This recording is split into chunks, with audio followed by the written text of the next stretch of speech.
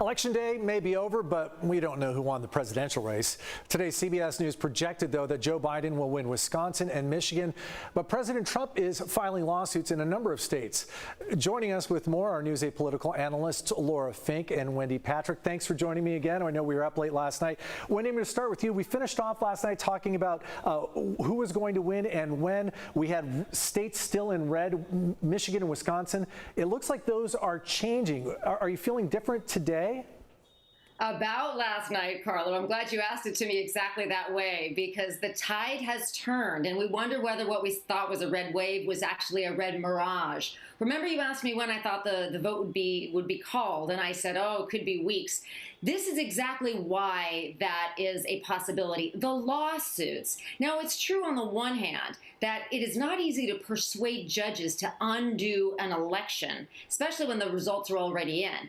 But will the results actually all be in as promptly as we thought? So absolutely, I think that things have very much changed, obviously. In fact, the pendulum has swung so far over the few hours that we all slept last night to where now what we're looking at is, will legal challenges actually make a difference, because the numbers are squarely, or at least leaning, towards the Biden column in so many states last night that we gave to the president.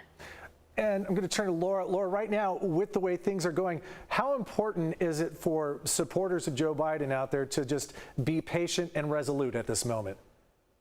Well, I think it's important to wait for every vote to be counted. And we've seen President Trump decry the count, want to stop it. He's been calling the election rigged for some time now, potentially. And so I think if you're a Biden supporter, you need to make sure that that happens. You need to make sure that every vote is counted. You need to make sure that the election is not called illegitimate when there's no evidence that it is illegitimate. In fact, some of these, it almost feels like a replay of 2016 in reverse, because these are states that went to Trump. They went to Trump by smaller margins. I think about Wisconsin with 20,000 votes, very similar, only this time the votes are in the Biden column. And so it looks like President Trump and his supporters are going to have to accept that.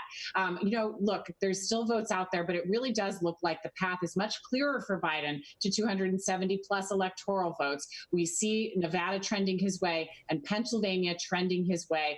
This could be, and Georgia is just razor thin margin with just a percentage point or so. Some of those are going to be Biden pickups. It looks like a tough path for President Trump at this point outside of litigation. So it makes you question the motives of why that litigation is taking place. Is it because he thinks there's something really wrong, or is it because he doesn't like the result? We're all going to figure that one out. Now, I wanted to ask you a quick follow-up, Laura. When you see these results and things trending with Joe Biden, downstream, it doesn't look as good for the Democrats. Do you have any answer as to why that is?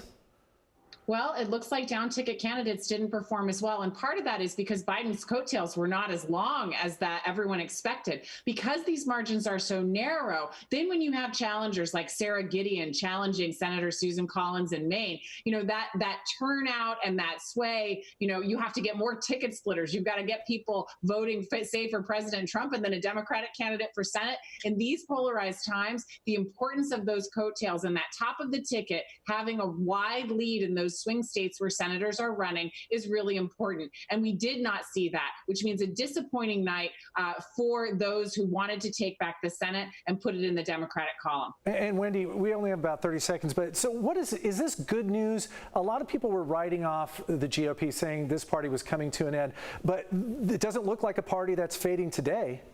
Absolutely not. And last night I talked about the down ballot boom. I think that in some of these instances where you are going to have a Republican Senate, and really they overperformed, they exceeded the expectations that were set for them, that will counter a Biden presidency in the eyes of many Republicans. So it's almost a consolation that it looks like they're going to hold on to the Senate, because it also looks like Biden has a clearer path. I like the way Laura said it. We're not conceding any state in any particular direction, but it looks like a more direct path for Joe Biden, at least at this point. We talk tomorrow, we may have an entirely different story. All right, Wendy Patrick, Laura Fink, thank you again for the conversation. Always great to have you. I always learn something. We'll see you again soon. Thank you. Thank you.